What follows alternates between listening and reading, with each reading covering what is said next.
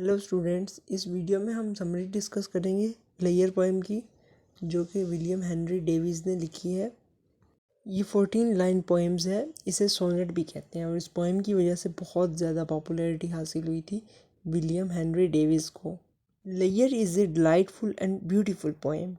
The poet feels sorry at the preoccupation of man in daily pursuits of life.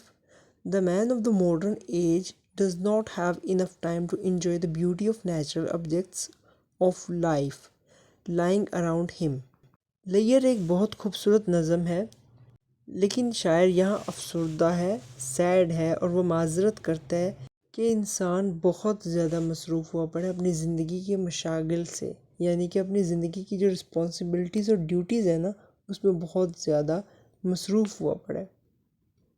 وہ کہتا ہے کہ اس modern age کے مین کے پاس وقت ہی نہیں ہے کہ وہ نیچرل بیوٹی کو انجوائے کر سکے، نیچرل آبجیکٹس جو اس کے ارد گرد ہے وہ انہیں دیکھ سکے، وہ ان سے لطف اندوز ہو سکے۔ The poet says that we have no time to stand and stare at the charming sights and feel happy over them. Poet کہتا ہے کہ ہمارے پاس وقت نہیں کہ ہم گھور سکیں، غور و فکر کر سکیں دلکش نظاروں کو جو ہم اپنے ارد گرد دیکھتے ہیں، اور خوش ہو سکیں انہیں دیکھ کر۔ کہتا ہے ہمارے پاس اتنا ہی وقت نہیں ہے کہ ہم اپنے سراؤنڈنگ میں جو چارمنگ سائٹس ہیں نا، یعنی کہ دلکش نظارے، انہیں دیکھ سکیں۔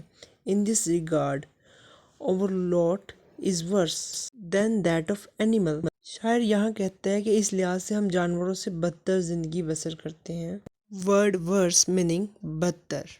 The cows and sheep have more time than we have to enjoy the beauty of shady trees. کہتا ہے گائے اور بھیڑوں کے پاس ہماری نسبت زیادہ وقت ہے اور وہ سائے دار درختوں کے حسن سے لطف اندوز ہو سکتی ہیں۔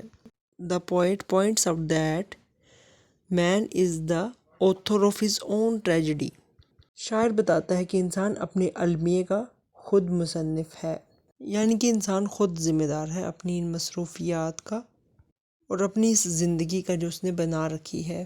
سمری میں ایک بہت اہم پوائنٹ ہے نیچر سائٹ، آپ چاہو تو لکھ سکتے ہو اس طرح سے پوائنٹ بنا کے۔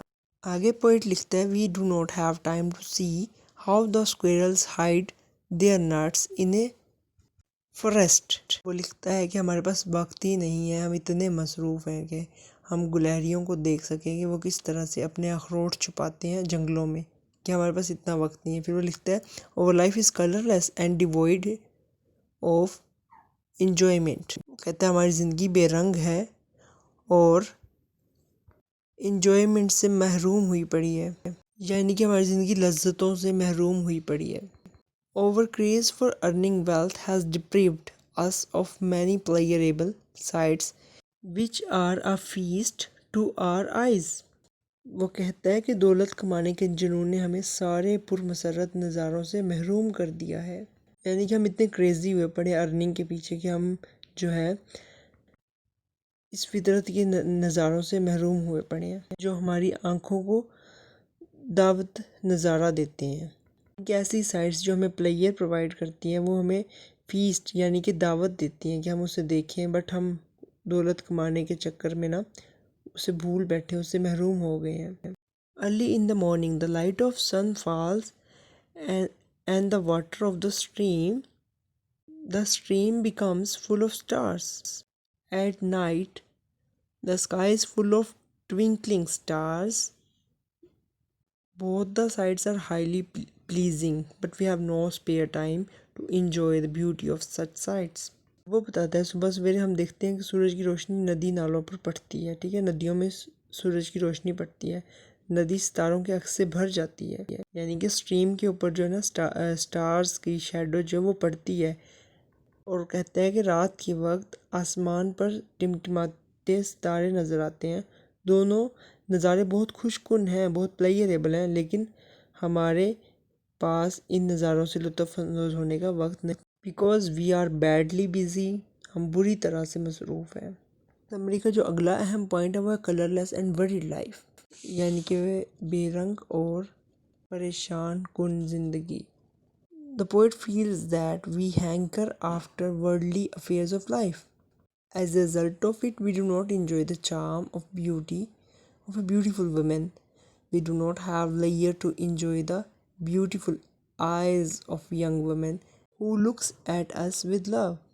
अच्छा जी, शायर जो है ना वो महसूस करता है कि हम दुनियावी मशागिल में परेशान रहते हैं, यानी कि वर्ल्डली जो रिस्पॉन्सिबिलिटीज़ है ना उसमें परेशान है, ठीक है। इसके नतीजे में हम एक खूबसूरत औरत की सहर अंगेजियों से महरूम हो जाते हैं।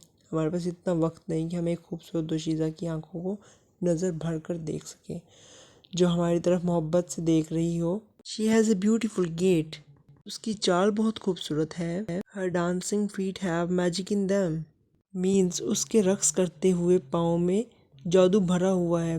बट एलास, लेकिन अफसोस, we can not enjoy the beauty of her dancing feet due to lack of time. वक्त की कमी की वजह से हम उसके कदमों का जो रक्स है वो नहीं देख सकते, वो इंजॉय नहीं कर सकते।